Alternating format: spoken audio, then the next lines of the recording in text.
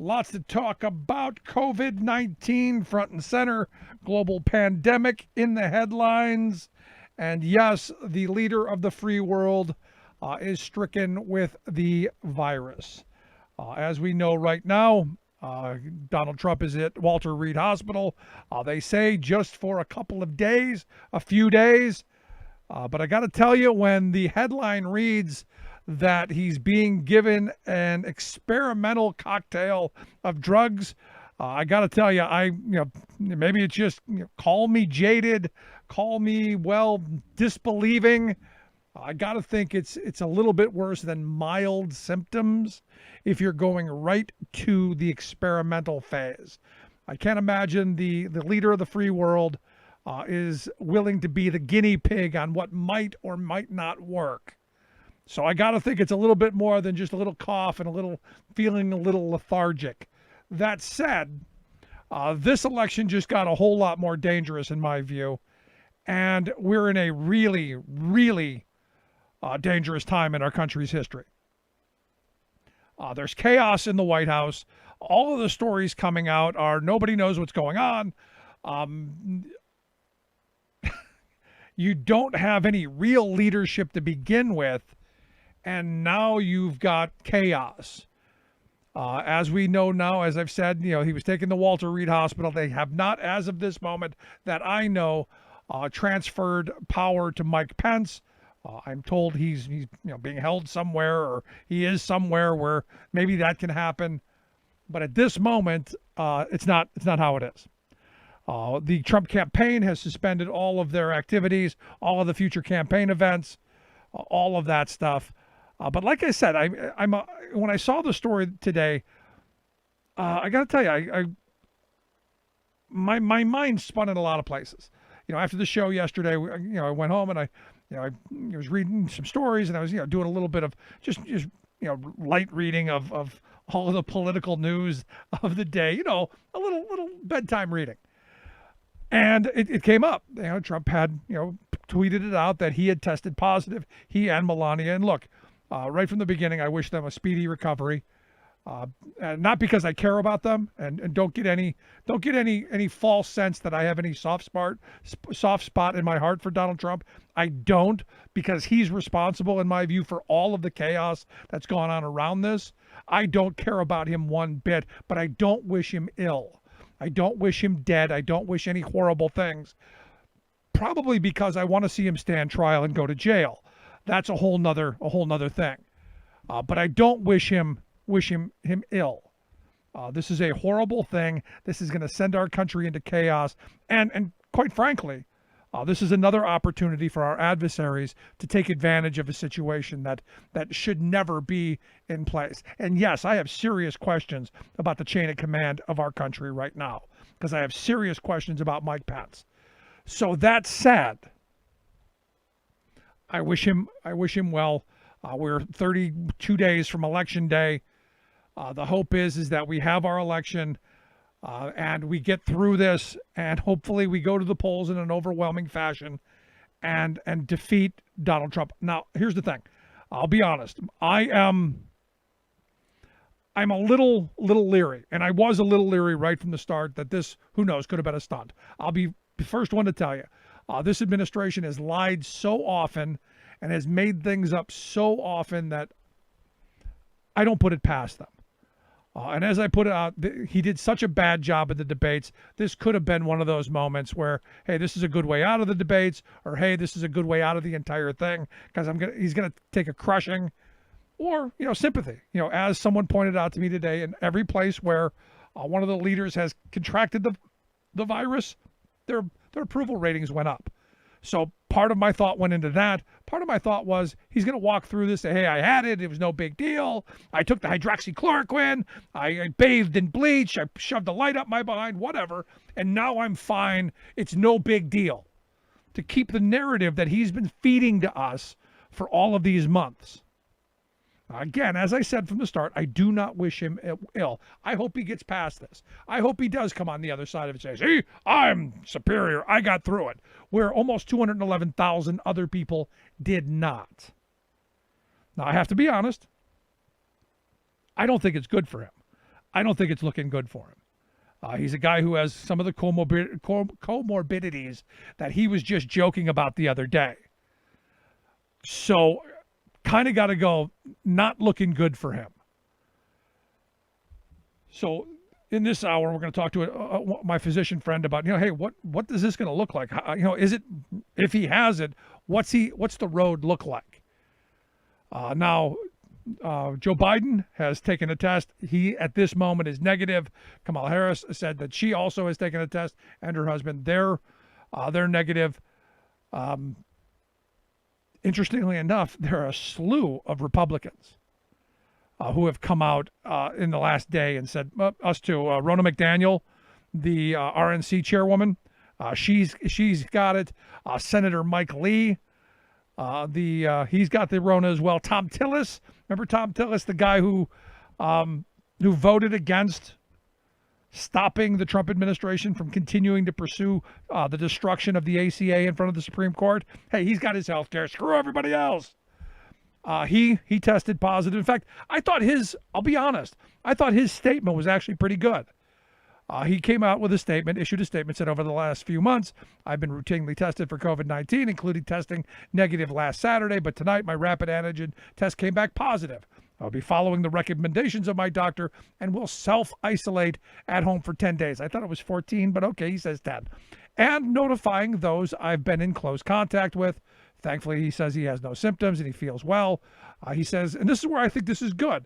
As we all know, COVID-19 is very contagious and deadly virus, especially because many carriers are asymptomatic. I encourage all North Carolinians to follow the recommendations of medical experts, including wearing a mask, washing hands, and practicing social distancing.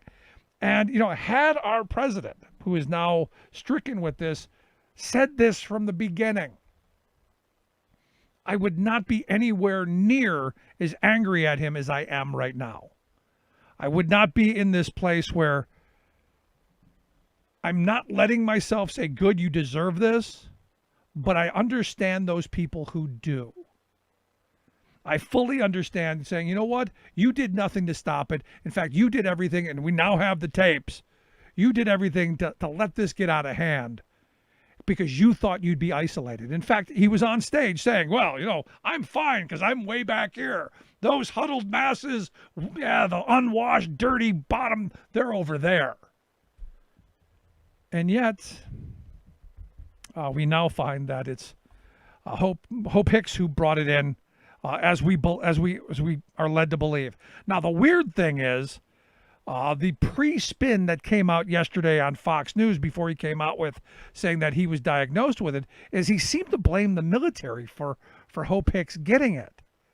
He kind of threw the military and law enforcement under the bus, saying, it's very hard when you're with the soldiers and you're with the airmen and you're with the Marines and the police officers. It's really hard. I'm with them so much, and they want to come over, and it's very hard to stay back. To stay back. He says it's kind of a tough situation. They want to hug, they want to kiss you. You go, what? He's talking about Hope Hicks. I don't know many people are going to, needless to say. The first inclination is to blame someone else instead of, taking personal responsibility. Because remember, the Republican Party used to be, or at least used to pretend to be, the party of personal responsibility, which is why I do find it quite amazing that they are the ones who have undone the individual mandate. Now, what's weird is all of the moneyed interests, all of the big money folks, they're freaking out. The GOP donor class losing their mind. Because evidently there was a big fundraiser at the Bedminster Golf Club there in New Jersey, Trump's personal White House away from the White House. Evidently they had about 100 big name donors that he came in direct contact with. And they're all kind of freaking out because, he had it. And, all the reports coming out is he didn't wear a mask. He didn't do any of the social distancing. There were people hugging. And are we surprised? Because these are the people who told us it's no big deal. It's just like the flu. It's not a big deal. It's somebody else. It's those poor people. We also find out. We also find out that 5 people who attended the big ceremony for the Supreme Court thing. We now find out that 5 of them have tested positive. You remember the whole Rose Garden event, where they were all there, and there are a bunch of pictures. None of them have masks on. They're sitting shoulder to shoulder because they got to bring out Amy Coney Barrett because she's going to bring on the end of the New Deal. She's going to bring us back to the good old Gilded Age. It's going to be great. Well, at this moment, 5 people that we know of have tested positive out of that one event. And this is kind of the thing that people have been talking about. Don't have these big events where you're standing, right on top of each other. Don't have these super spreader events. And yet Trump has been doing this and flaunting it in our face all along. This was not something we couldn't predict. I've been waiting for the announcement. He's got it. Because of just how much they don't care. Now, I thought that they kept people at enough distance that, they test everybody multiple times a day, that they would have kept people away. But it just goes to show you that, for all the talk of, well, if you're asymptomatic, it's no big deal. Well, the president has it. And like I said, I'm no doctor, but when they start talking about experimental drugs, when they talk about we're going to break out this experimental cocktail, you gotta wonder. You kind of gotta wonder. And this is one of those moments where you go, look, as I said at the beginning, I wish him no ill because I do want to see him stand trial. But this was predictable. Now, the campaign, there are people who are saying this is the worst. This is the nightmare scenario for the campaign because, they were doing their best. Because if you remember the debate, he was mocking Biden for wearing a mask. He's always got a big mask on. He's got a mask everywhere. He goes, I wear the mask when I need it, which that's new. And, as my wife said, apparently not. So the focus was try and get your attention off of the virus and back to the economy. Well, the jobs numbers came out today, and I don't know that they're great. We're going to talk about that. But here we are in this moment where, at least from some of the campaign people on his side are saying this is a nightmare scenario because now COVID is right front and center. It is now the focus of all of the news stories. And Trump's not going to be able to tweet his way out of this. Especially if, sadly, he ends up on a ventilator. And as I said, I don't wish him harm, but, this is one of those weird moments where, in my lifetime, this hasn't happened. So I asked the question, who's going to be Mike Pence's running mate? Because I got to think that they've got to be making contingency plans. And Pence is going to be the next in line. Who does he choose? Nikki Haley seemed to be high on the list, which I actually thought was probably a really smart pick. And a lot of people said Ivanka, which was an obnoxious choice. Now, if I do believe if Donald had his druthers, that's who it would be. But it's just kind of one of these weird moments. And it'll be interesting to see the next day or two how he does. Like I said, I hope he pulls through this because I want him to witness a solid thrashing at the polls on November 3rd. And is that wrong? I mean, is that mean? I don't want him ill. Although I did tweet out that Herman Cain is waiting for him on the other side. Because there's a butt whooping coming from the 999 man. I'd love to hear. Do you think I'm being too harsh? Some of the comments I've gotten from people, I don't agree with. I don't, like I said, I don't wish any of them harm. Maybe a little pain and suffering though. Is that too much too? I don't know. Anyway, this is the last thing. The last thing I want to hit before I take a break.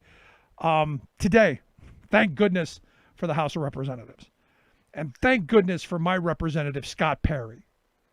For all the people in my neck of the woods who are going to vote for him, good T Twizzler nitwit. Thank goodness he stood up today with 17 other Republicans and one independent to quash the resolution that resolution that passed 371 to 18. And it was a resolution to condemn the far-right online conspiracy theory movement known as QAnon. So my representative, Scott Perry, stepped forward with conviction, with moral conviction, to defend the QAnon kooks who are making up all kinds of weird, bizarre stuff.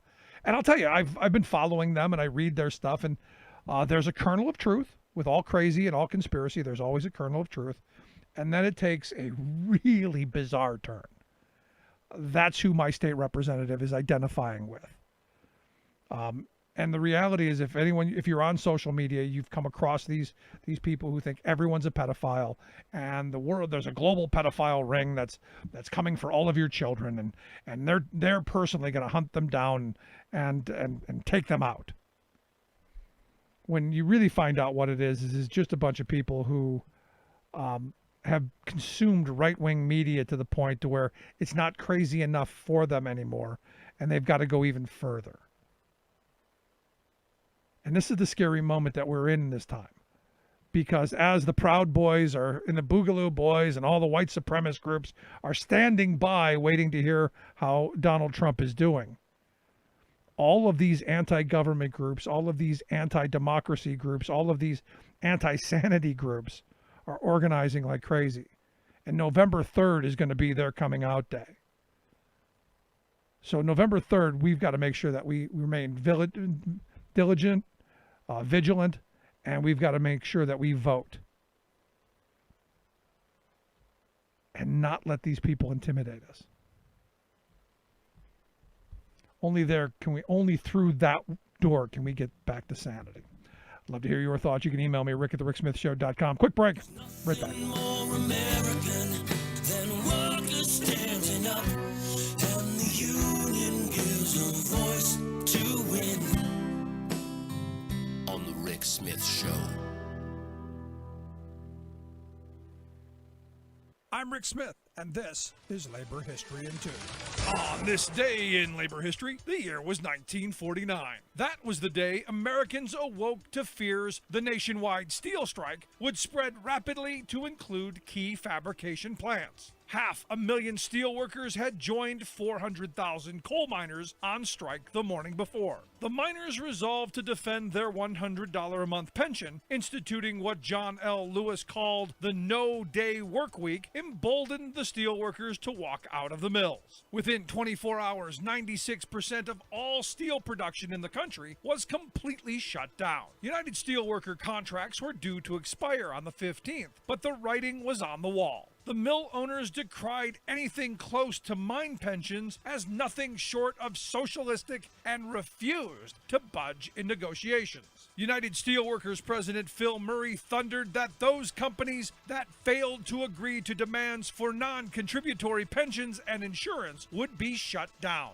But militants warned that President Truman's fact-finding board had already watered down strike demands. The president's board had been established to put off 2 previous strike deadlines. The guidelines it issued only encouraged steel magnates to stand tough against United Steelworker demands. These included a 30-cent raise plus increased company insurance and pension contributions. Now, it had become a defensive struggle over whether steelworkers would have to begin contributing to health and pension plans through wage cuts. By the time steelworkers ended their strike 42 days later, they had won the $100 a month pension minus what they would receive from Social Security, and they had to begin contributing to a health insurance plan with no wage increase at all. Still, workers celebrated that they had successfully defended the United Steelworkers against the all-out union-busting drive.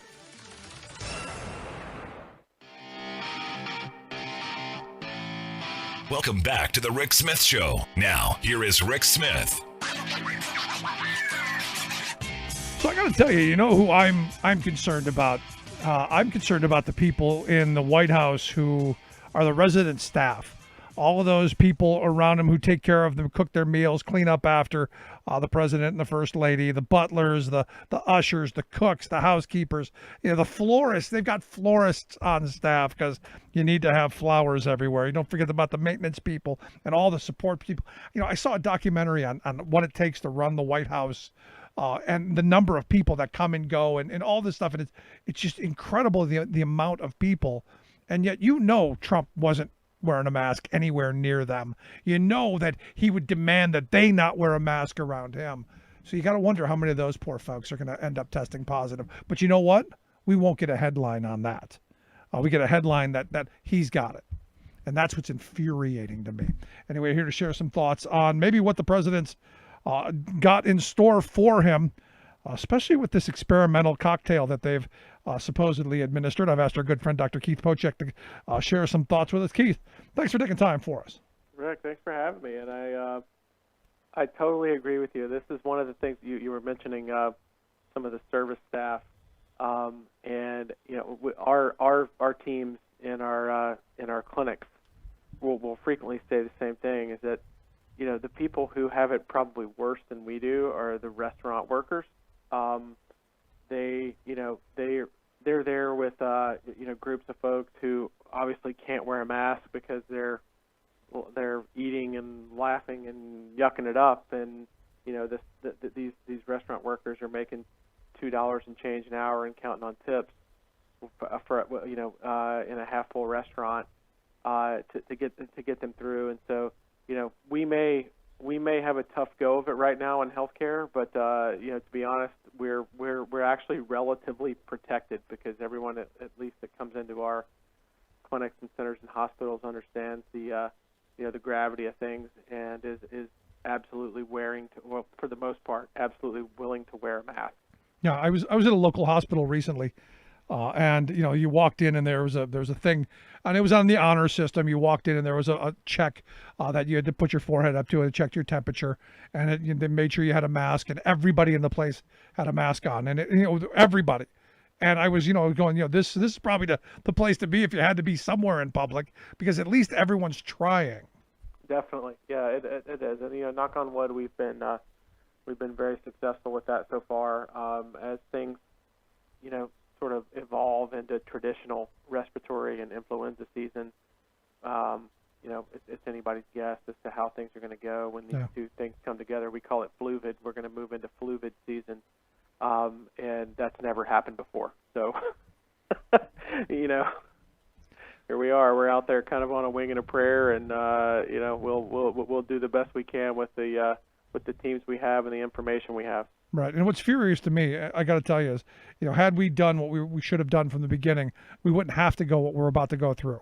Oh, definitely. Yeah. Definitely. That's the thing that's infuriating to me. And that's the thing that, I blame on this president. And, for all those people who are wishing him ill, I kind of understand it. I don't agree with them, but I understand it. Because, you think of the thousands, 210,000 plus people who have lost their lives and those families who had to go through this, whose names didn't make headlines. Right. That to me is a problem. And the workers too, who have unnecessarily had to deal with this for a protracted period. We're probably going on 7 months of this right now. In what I do in the urgent care setting, I was in the ER for 10 years before I transitioned over, and traditionally there was a little bit of a lull in patient volume and just sort of the crush that came on through the course of influenza season, and there was a lull that seemed to happen sometime around May through the summer until things kind of moved into late fall, where you took care of injured patients, and that you were still plenty busy, but it just wasn't a constant beatdown like influenza season was, and we didn't get that break. And so now, without that respite, here we are, kind of charging into what traditionally our busy season without having troops who are arrested. So, thank God everyone has just been diligent, dedicated. They understand that this is a once in a lifetime thing, but I think still yet, folks are running with relatively low gas tanks right now. And so, I hope that we can sustain everyone as we move into the next few months. Yeah, I hope so as well. Let me ask you about the reports of the president, and he's going to be at Walter Reed a few days, is what they've said. I saw this report, and I'm sure you've seen it as well, that they're administering some experimental cocktail of the whole bunch of stuff, and I'm not going to butcher the names of it, but it's this experimental thing. I'm not a doctor, but does it seem like it's mild if your first club out of the bag is something experimental? I think two thoughts on that. I think the first one is, hey, this is probably more severe than they would let on, because why couldn't they just let him isolate in the White House and treat him supportively, and let him go ahead and recover there? I mean, that's one thing that's got to raise a red flag. Why couldn't this be handled at home, so to speak? The other one is, once you've been doing this long enough, like I have, you start to see a VIP phenomenon in healthcare where more tests are better, more treatments are better, the more aggressive the treatment when the patient is someone who's of means or is important. And those things do, I mean, that's a real phenomenon. We do our best to minimize that, I think, and our hospital system, I think, does a great job at that. But you can really hurt people with that strategy. And that's one of the things that popped into my mind.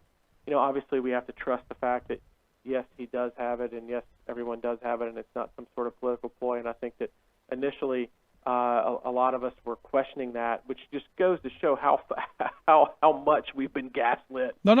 Look, I started the show off saying that. I started off saying, look, I questioned it. This administration has lied so often, so frequently. I believe nothing that comes out of his mouth. And I had to question this. As I tweeted out, when I see him on a ventilator, then I'll believe it. Yeah, but I think that now, like the more I think about it, and the fact that, okay, yeah, so they took Marine One and they flew him to the hospital.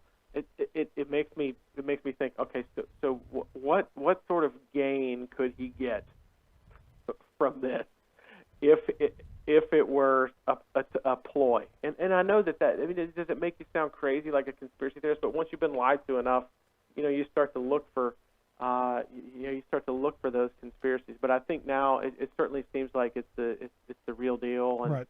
That the man is actually at least fairly sick. Would he be sick enough to be admitted to the hospital if he were a rank and file Joe Blow, like you or me? Probably not. But who knows? He may be desperately ill at this point, and we don't know about it yet. Yeah, but here's the thing: we're led to believe he's only been exposed to it a couple of days ago. Oh, for sure. Yeah. I mean, so if he's already showing mild symptoms, what they're saying is mild, and there are other reports saying it's much worse than mild. If he's right. already this far down the road and only having been exposed to it within a couple of days, that ain't a good sign. No, I would tend to agree with you there. I mean, I think that our experience has been that it seems like the folks who are going to take a turn for the worse, it seems to happen around day 6 through 8, following their onset of symptoms. And if he's as ill as it seems at day 1, day 2, that could portend something bad. But I think it's pretty tough to read the tea leaves. I think you look at Boris Johnson, and that's a guy who is maybe somewhat similar as far as the demographics go with Trump. Only Trump is older and more overweight, to be honest. So you would think that his prognosis is probably worse than what Boris Johnson was, and that was a guy who was sick enough to be admitted to the ICU when he got it into in the UK. So I don't know. I mean, I don't think we can lend a lot of or necessarily predict how he's going to do. I mean, I think the data would suggest, at least North Carolina data, which is what I tend to rely on, in patients who are 65 plus, that in our state, that's 13% of the COVID cases, but 81% of the deaths. So I mean, it just goes to show you how disproportionately the elderly are affected by this. Right. And then when you get to age 75, which he's knocking on the door there, I think he's at 74. In our state, that's 6% of cases, but 58% of the deaths at 75 plus. So, I mean, there are some things certainly working against him. Obviously, he's going to get the best health care that the world can offer, being who he is in America. But, largely what gets people through very severe COVID is supportive care and not really anything that's fancy. Sure, we try some experimental stuff, but those are, folks who are so sick in the ICU that you feel like there's not much you can do but help at that point. Yeah, but the thing that gets me is he himself said, well, it's just the old people and well, the people who have the other problems, the comorbidities, of which he is dead smack right into that. Definitely, yeah. He is. He meets a lot of the high risk, groups and definitions. His lying medical team will tell you that he's not obese. So interestingly, they'll plant his BMI just under the obesity definition every time. Yeah. When they said he was 6'3" and 239 or something, that was like a pound below the definition for obesity, and that doesn't take into account his elevator shoes and the fact that they drastically lowballed his weight, because that's like an NFL middle linebacker, but 6'3", 239, which that's not what we're looking at. So I mean, we know that the obesity factor obviously works against him. Being a male works against him, as it does in most conditions in medicine. The only thing, interestingly, that females seem to be disproportionately affected by is autoimmune disease. So for